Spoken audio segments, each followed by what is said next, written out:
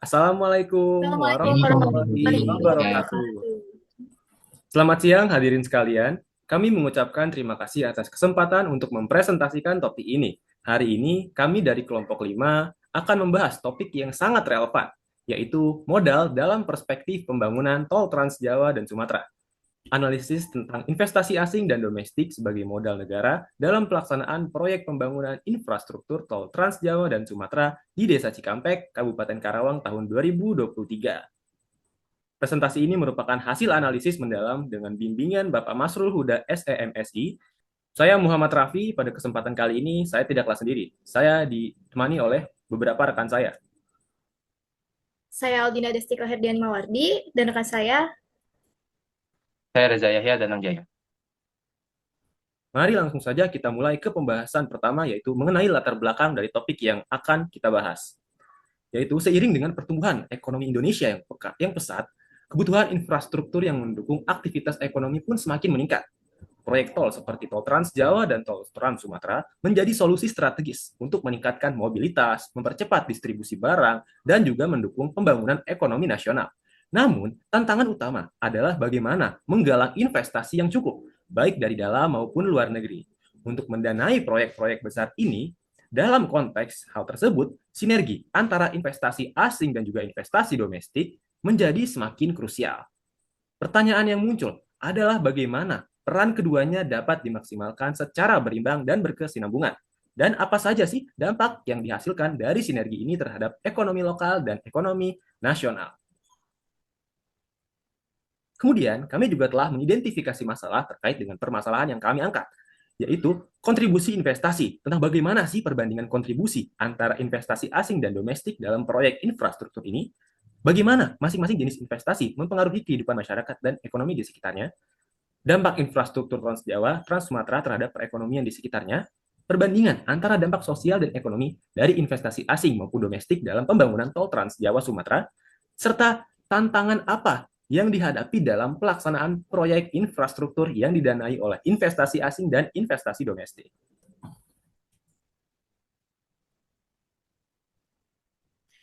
Selanjutnya adalah saya akan membahas tentang investasi asing dan domestik dalam pembangunan infrastruktur. Sebelum itu kita harus mengetahui apa itu investasi dan juga apa saja jenis-jenisnya. Jadi investasi adalah tindakan menempatkan dana atau sumber lainnya untuk dengan harapan di kemudian hari itu mendapat keuntungan ataupun nilai tambah lebih. Nah, bentuk-bentuknya itu bisa berupa saham, obligasi, real estate, bisnis, pendidikan. Saham ini adalah investasi dalam kepemilikan perusahaan, obligasi adalah investasi dalam surat utang yang diterbitkan oleh perusahaan atau pemerintah, real estate yaitu investasi dalam properti fisik, bisnis adalah investasi dalam usaha atau perusahaan, pendidikan adalah bentuk investasi dalam pengetahuan dan keterampilan pribadi. Nah, jenis investasinya ada 7, yaitu ada investasi finansial, investasi fisik, investasi manusia, investasi sosial, investasi alternatif, investasi jangka pendek dan jangka panjang, dan juga investasi berbasis teknologi. Nah, dalam investasi finansial itu berbentuk saham, obligasi, reksadana untuk capital gain dan dividen.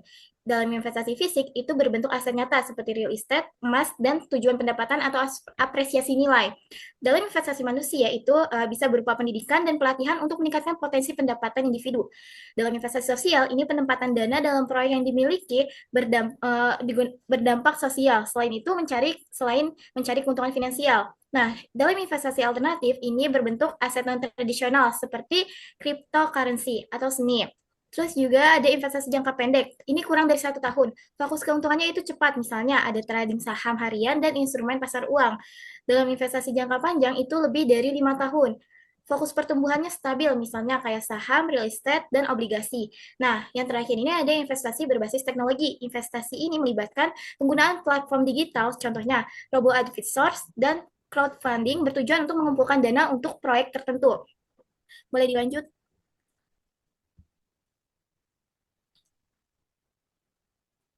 Nah, selanjutnya ada peran investasi asing dan domestik dalam infrastruktur.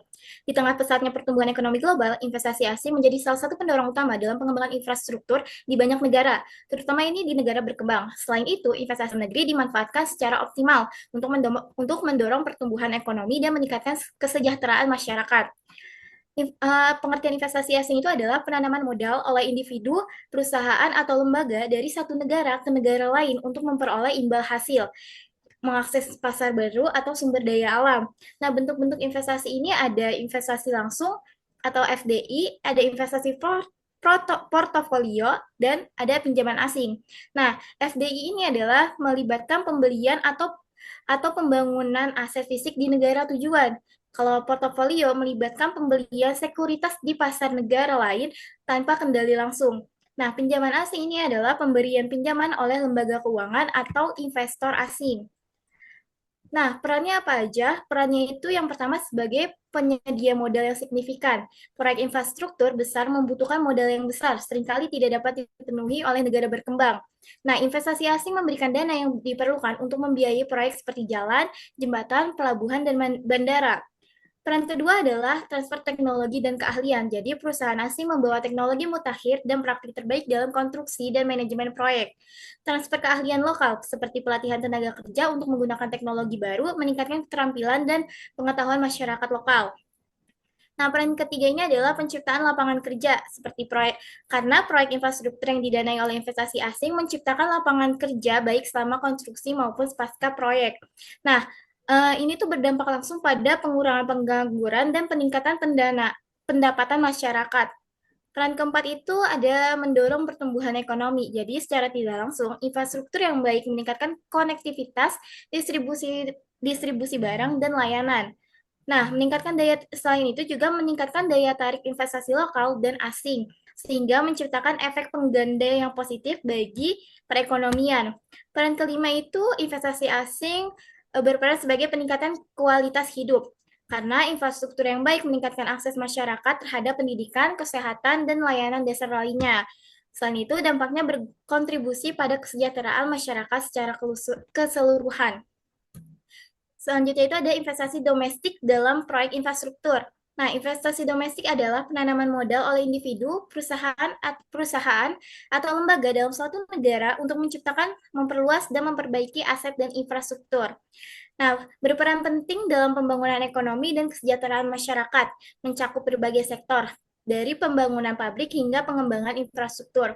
Bentuk-bentuk investasi domestik ini ada 5, yaitu ada investasi langsung, portofolio, infrastruktur, riset dan pengembangan, dan investasi usaha kecil menengah.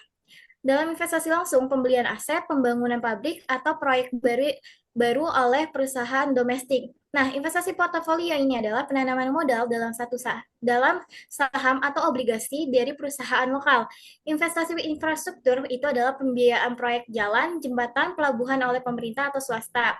Investasi riset dan pengembangan ini adalah pengeluaran untuk penelitian dan pengembangan guna inovasi produk atau layanan. Nah, investasi usaha kecil menengah adalah modal untuk mendukung usaha kecil dan menengah. Perannya itu hampir mirip dengan peran dari investasi asing. Yang pertama sebagai sumber pendanaan untuk proyek infrastruktur, yang kedua penciptaan lapangan kerja, yang ketiga pengembangan kapasitas lokal. Nah, investasi domestik ini mendorong kapasitas industri lokal melalui transfer pengetahuan dan teknologi, dan meningkatkan daya saing perusahaan lokal di pasar global.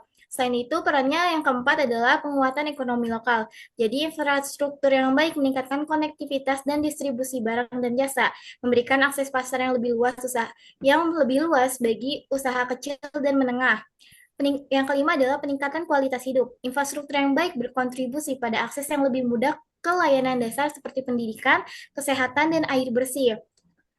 Terus, proyek sukses mengurangi waktu perjalanan dan mendukung aktivitas ekonomi sehari-hari. Peran keenam adalah inovasi dan R&D, yaitu riset dan pengembangan. Investasi domestik mendorong inovasi dengan meningkatkan efisiensi dan mengurangi biaya, dan menghasilkan manfaat tidak hanya untuk proyek infrastruktur, tapi juga sektor ekonomi lainnya. Peran yang terakhir adalah pengurangan risiko ekonomi. Jadi, ketergantungan pada investasi domestik mengurangi risiko ketidakpastian ekonomi global. Nah, menjamin stabilitas pendanaan untuk proyek penting meskipun pasar internasional tidak stabil. Boleh di next slide.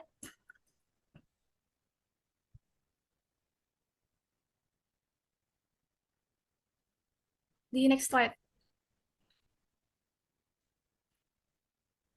Selanjutnya, pembahasan kedua adalah proyek infrastruktur tol Trans Jawa dan Sumatera.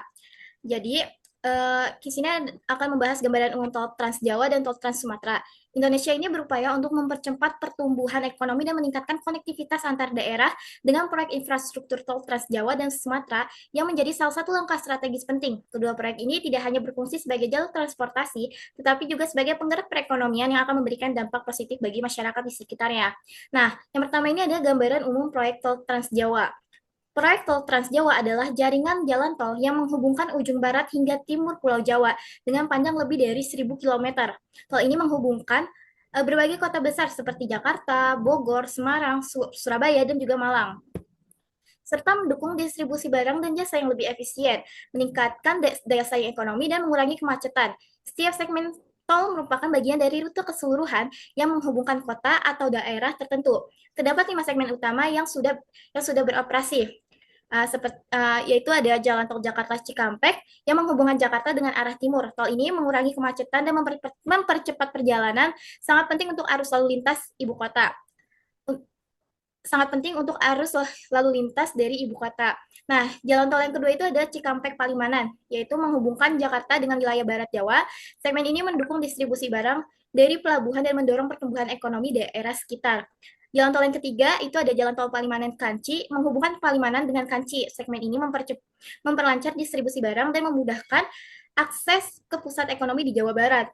Nah, yang keempat, Jalan Tol Kanci Pejagan, yaitu memperpanjang perjalanan ke timur. Segmen ini meningkatkan akses masyarakat ke layanan publik dan mendukung sektor pariwisata. Yang jalan tol yang kelima adalah Jalan Tol Pejagan Pemalang, menghubungkan Pejagan dengan Pemalang. Segmen ini memperkuat akses antar daerah, mendukung perdagangan, dan mengurangi kesenjangan antara perkotaan dan juga pedesaan. Terus, gambaran umum proyek tol Trans Sumatera.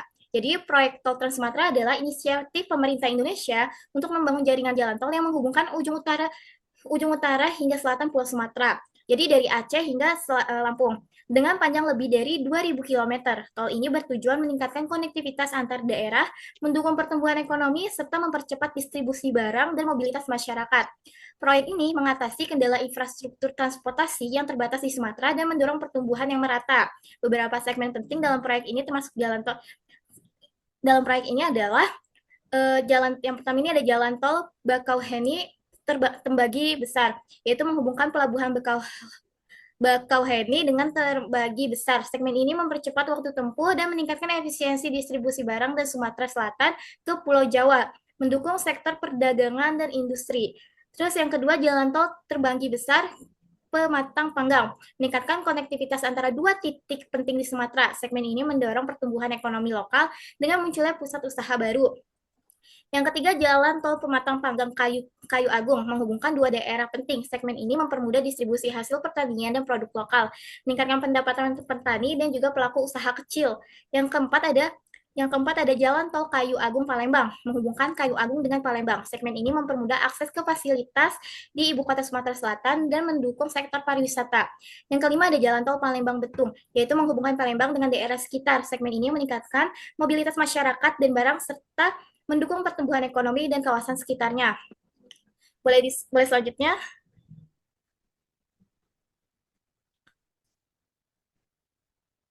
Selanjutnya adalah tantangan dan peluang dalam pembangunan infrastruktur tol. Jadi tantangannya ini ada pada pendanaan, pembebasan lahan, regulasi dan kebijakan, dampak lingkungan, dan keterampilan dan tenaga kerja. Dalam pendanaan, tantangan utama adalah pendanaan besar yang dibutuhkan untuk pembangunan tol. Keterbatasan dana pemerintah dan ketidakpastian keuntungan membuat investor ragu untuk dengan risiko fluktuasi biaya dan pendapatan yang tidak pasti. Terus yang kedua, pembebasan lahan. Proses pembebasan lahan sering menemui kendala hukum dan konflik dengan pemilik tanah yang merasa tidak puas dengan kompensasi dan menghambat konstruksi dan menyebabkan penundaan. Yang ketiga itu regulasi dan kebijakan, yaitu ada perubahan kebijakan yang mendadak dan birokrasi yang rumit memperlambat proses perizinan dan mengganggu jadwal proyek. Dampak lingkungan ini, pembangunan tol dapat merusak ekosistem lokal, mengancam habitat flora dan fauna, serta mempengaruhi masyarakat yang bergantung pada sumber daya alam. Yang kelima, keterampilan dan tenaga kerja. Jadi keterbatasan tenaga kerja terampil menghambat pembangunan tol, memerlukan pelatihan dan pengembangan keterampilan yang seringkali kurang diperhatikan.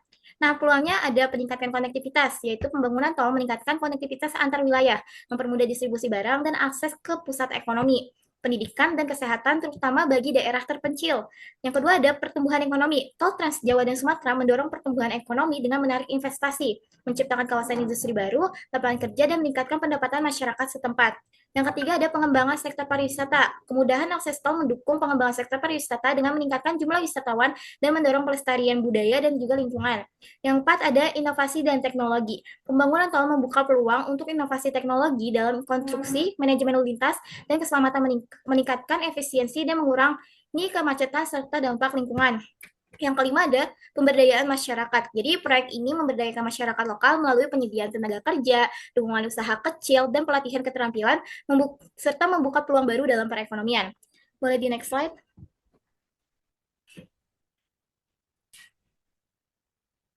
Selanjutnya adalah kolaborasi investasi asing dan domestik pada proyek tol.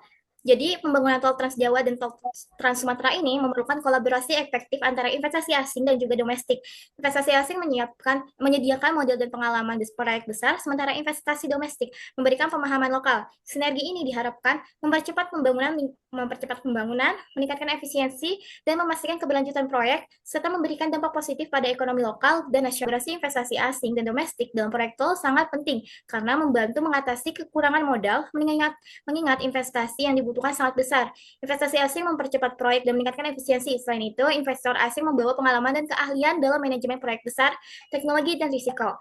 Kolaborasi ini juga memperkuat kapasitas lokal, memungkinkan tenaga kerja untuk belajar dan meningkatkan keterampilan, serta memastikan pengetahuan yang diperoleh. Kedua ada model kolaborasi dan manfaat kolaborasi. Dalam model kolaborasi, salah satu model kolaborasi yang efektif adalah kemitraan pemerintah dan swasta (PPP), di mana pemerintah menyediakan regulasi dan kebijakan, sementara swasta menangani pembiayaan dan pengelolaan proyek.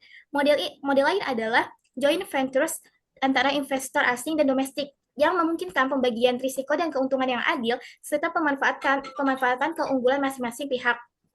Nah, manfaat kolaborasi. Kolaborasi ini mempercepat proyek pembangunan tol, mengurangi ketergantungan pada satu sumber pendanaan, dan meningkatkan standar kualitas infrastruktur. Investasi asing mempercepat pembangunan, mendiversifikasi sumber pembiayaan, dan memastikan infrastruktur yang lebih aman dan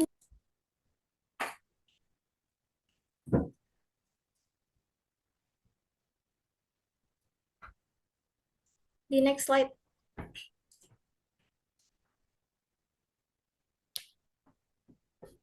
Selanjutnya ada tantangan dalam kolaborasi. Jadi, tantangan utama dalam kolaborasi ini meliputi perbedaan budaya dan regulasi antara investor asing dan juga domestik, yang dapat menyebabkan kesalahpahaman dan pengelolaan proyek yang kurang tepat.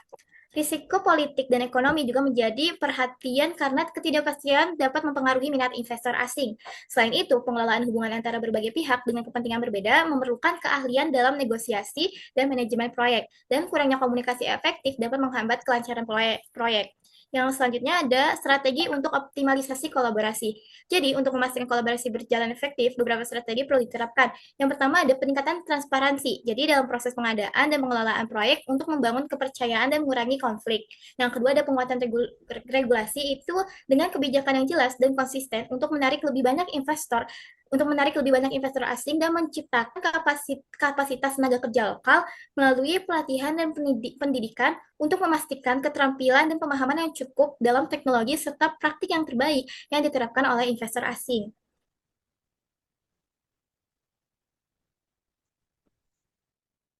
Selanjutnya akan dibacakan oleh materi Raffi. Selanjutnya adalah dampak ekonomi dari investasi infrastruktur tol Trans Jawa dan Sumatera. Dampak pertama yaitu pertumbuhan ekonomi nasional. Dengan dibangunnya infrastruktur tol Trans Jawa dan Sumatera, maka kontribusi terhadap peningkatan PDB naik hingga 2% per tahun melalui perbaikan distribusi barang dan jasa. Proyek tol ini membuka peluang investasi baru di sektor logistik dan juga manufaktur. Dampak selanjutnya yaitu adalah peningkatan konektivitas antar wilayah, yaitu dengan menurunkan biaya logistik hingga 20-30% melalui jalur transportasi yang lebih efisien, serta menghubungkan lebih dari 1.000 km tol Trans Jawa dan 2.000 km tol Trans Sumatera.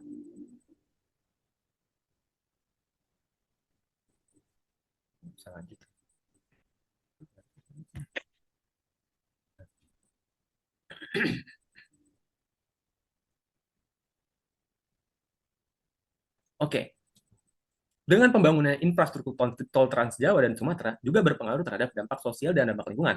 Dampak sosialnya adalah menyerap hingga 100.000 tenaga kerja selama fase konstruksi dan operasional, serta memperbaiki akses pendidikan dan kesehatan. Dampak lingkungan yang ditimbulkan adalah dengan adanya perubahan tata guna lahan yang mempengaruhi sekitar 10.000 hektar lahan pertanian dan juga hutan. Komitmen pemerintah juga terhadap penggunaan energi ramah lingkungan di infrastruktur tol Trans Jawa Sumatera juga semakin digencarkan. Pembangunan infrastruktur ini juga berdampak pada pariwisata dan UMKM dengan nasi yang terhubung dengan jalan tol, serta mendorong pertumbuhan 10.000 UMKM di area sekitar pintu tol. Serta dengan pembiayaan dan efisiensi, skema pembiayaan P3 yang mencapai 200 triliun dapat mengurangi beban APBN, serta dengan efisiensi distribusi meningkatkan daya saing ekspor barang hingga 15%. Dalam mendorong investasi asing dan domestik, yaitu dengan menetapkan regulasi dan kebijakan terkait dengan penyederhanaan perizinan melalui online 10% lebih cepat, serta dengan mereformasi regulasi dengan meningkatkan nilai investasi asing hingga 800 triliun dalam 5 tahun terakhir. Investor, terkait dengan penawaran tax holiday hingga 25 tahun untuk sektor strategis, 100% untuk proyek yang sangat besar.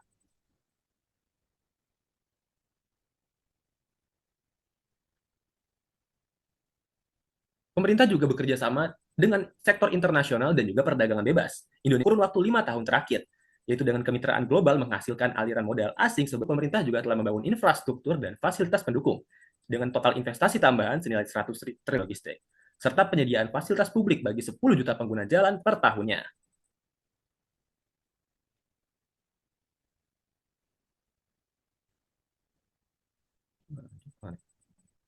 Pemerintah juga melakukan stabilitas hukum dan juga politik, yaitu dengan adanya indeks kepercayaan investor meningkat 15% sejak 2020 berkat reformasi stabilitas hukum dengan mengadopsi, serta dengan adanya tantangan dalam pengelolaan investasi terkait dengan adanya keterbatasan koordinasi antar instansi yang menyebabkan keterlambatan proyek hingga 30% dari atas lebih dari 500 km tanah proyeknya. Apa sih domestik? Risiko dari investasi asing yaitu adalah dengan adanya fluktuasi nilai tasi, potensi kerugian akibat ketidakpatuhan sosial hingga mencapai 50 triliun pada beberapa proyek besar. Wow, sangat merugikan. Serta dengan adanya risiko investasi domestik, tergantungan pada pinjaman luar negeri hingga 60% dari total proyek, yang dapat menyebabkan keterlambatan pengadaan tanah yang mempengaruhi lebih dari 500 km di ruas tol. Sebenarnya apa sih manfaat dari investasi akurasi? Transfer teknologi asing yang meningkatkan efisiensi konstruksi hingga 25% lebih cepat dan diversifikasi resiko, menurunkan biaya pengelolaan proyek hingga 10-15% dengan cara penguatan koordinasi pemerintah dengan sektor swasta yang dapat mengurangi waktu penyelesaian proyek hingga 20% lebih cepat, serta dengan adanya transparansi proyek investasi yang meningkatkan kepercayaan investor sebesar 30% dalam kurun waktu 3 tahun. Selanjutnya adalah prospek investasi jangka panjang. Pengertian dari investasi jangka panjang sendiri merupakan investasi di mana daya yang digunakan akan dijalankan terus-menerus dan baru bisa dicairkan apabila jangka waktu tersebut telah jatuh tempo. Investasi jangka panjang merupakan investasi yang membutuhkan waktu lama, biasanya di atas 5 tahun. Dalam proyek infrastruktur yang memerlukan biaya tinggi, negara mengumpulkan dana dari berbagai stakeholder. Agar menarik perhatian mereka, proyek harus jelas, transparan, dan memiliki potensi laba serta risiko rendah. Earnings Response Coefficient atau ERC mengukur informasi laba yang relevan bagi investor dalam pengambilan keputusan ekonomi. ERC tinggi menunjukkan prospek pertumbuhan stabil yang menarik bagi investor jangka panjang. Future Earnings Response Coefficient atau FER digunakan untuk memprediksi laba masa depan, mencerminkan sejauh mana informasi laba atau arus kas masa depan tercermin dalam harga saham. Selanjutnya, Future Earnings Response Coefficient dipengaruhi oleh kesempatan pertumbuhan perusahaan yang menjadi sinyal positif bagi investor, tercermin dalam kenaikan harga saham. Untuk meningkatkan ERC, perusahaan negara, pemerintah, dan manajemen harus fokus pada peningkatan persepsi pasar terhadap laba dan memperbaiki kualitas informasi serta prospek bisnis jangka panjang. Berikut adalah beberapa cara yang dapat dilakukan untuk meningkatkan ERC suatu negara. Yang pertama adalah stabilitas ekonomi makro, yang kedua adalah stabilitas politik dan kebijakan pemerintah, yang ketiga adalah inisiatif berkelanjutan dan ekonomi hijau, yang keempat adalah keterbukaan terhadap perdagangan dan investasi asing, yang kelima adalah manajemen risiko dan stabilitas keuangan, dan yang keenam adalah inovasi dan pendidikan. Selanjutnya, Selanjutnya adalah inovasi dalam pembiayaan infrastruktur. Infrastruktur memainkan peran penting untuk pertumbuhan ekonomi, daya saing, dan kualitas hidup. Namun, banyak negara menghadapi tantangan dalam menyediakan pembiayaan yang cukup. Pembiayaan tradisional melalui pajak atau utang pemerintah sering kali tidak cukup, sehingga inovasi pembiayaan menjadi krusial. Negara-negara kini menggunakan pendekatan baru seperti public-private partnership atau triple P, obligasi infrastruktur, crowdfunding, dan blockchain untuk meningkatkan efisiensi dan transparansi. Pendekatan blended finance dan penggunaan sovereign wealth fund juga menawarkan peluang baru. Inovasi-inovasi ini mempercepat pembangunan dan mendorong pertumbuhan ekonomi inklusif. Eh, Pengertian dari public-private partnership sendiri adalah kolaborasi antara pemerintah dan sektor swasta dalam pendanaan dan pengelolaan proyek infrastruktur. Model ini memungkinkan pemerintah membagi risiko dan biaya dengan swasta, serta mendapatkan teknologi dan keahlian tambahan. Terus ada penerbitan obligasi infrastruktur, yaitu pemerintah bisa menerbitkan obligasi khusus untuk pembiayaan infrastruktur, seperti obligasi proyek atau green bonds. Investor dapat membeli obligasi ini untuk mendukung proyek-proyek seperti jalan tol, energi terbarukan, dan pembangunan pelabuhan. Selanjutnya,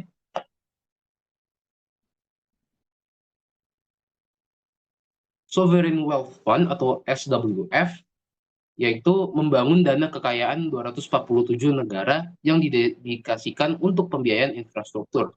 Dana ini dapat diisi dari surplus fiskal atau sumber daya alam negara dan diinvestasikan dalam proyek jangka panjang. Selanjutnya ada blended finance, yaitu pendekatan yang memadukan modal swasta, publik, dan filantropi untuk membiayai proyek infrastruktur. Blended finance memanfaatkan dana publik untuk menarik modal swasta dengan mengurangi risiko atau memberikan insentif. Selanjutnya ada development finance institutions atau DFIs, yaitu lembaga pembiayaan pembangunan seperti World Bank atau Asian Development Bank dapat menjadi mitra untuk pembiayaan infrastruktur, menyediakan modal dengan bunga rendah, serta bantuan teknis dan manajerial untuk proyek besar. Dan yang terakhir adalah crowdfunding infrastruktur, yaitu metode yang menghubungkan entrepreneur yang membutuhkan modal dengan investor baru melalui platform berbasis internet. Crowdfunding dibagi menjadi 4 kategori berdasarkan jenis pendanaan yang ditawarkan, yaitu donasi, pre-selling, lending, dan equity crowdfunding. Slide selanjutnya. Berikutnya adalah rekomendasi untuk meningkatkan investasi di masa depan.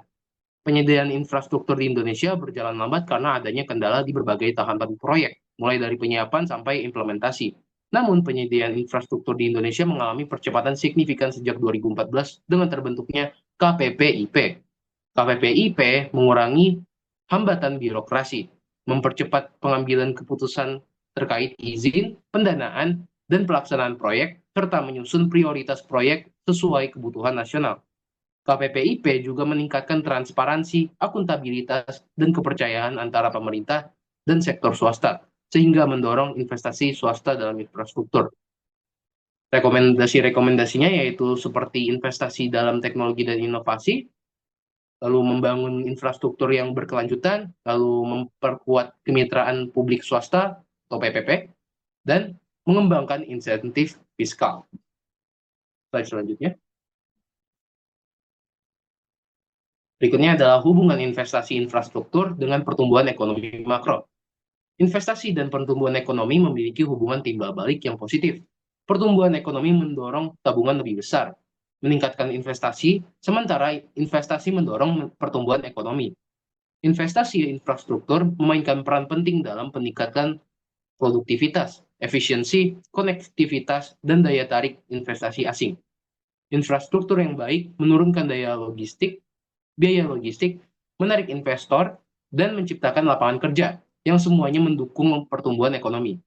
Di Indonesia, investasi infrastruktur juga berkontribusi pada peningkatan PDB, FDI, dan penyerapan tenaga kerja di sektor konstruksi. Berikutnya adalah dampak terhadap indikator makroekonomi, yaitu pengaruh investasi asing terhadap inflasi, pengangguran, dan pendapatan nasional. Investasi asing memengaruhi inflasi, pengangguran, dan pendapatan nasional. Investasi dapat menekan inflasi dengan meningkatkan produksi barang dan jasa. Namun jika permintaan tumbuh lebih cepat dari kapasitas produksi lokal, inflasi dapat meningkat. Dalam hal pengangguran, investasi membuka lapangan kerja baru melalui peningkatan kapasitas produksi. Meski investasi padat modal cenderung tidak berdampak signifikan pada pasar tenaga kerja. Untuk pendapatan nasional, investasi termasuk FDI mendorong pertumbuhan ekonomi melalui peningkatan PDB. Pada 2022, arus FDI Indonesia mencapai 21,9 miliar US dollar, berkontribusi pada pertumbuhan PDB sebesar 5,31% yang mencapai 19.588 triliun rupiah.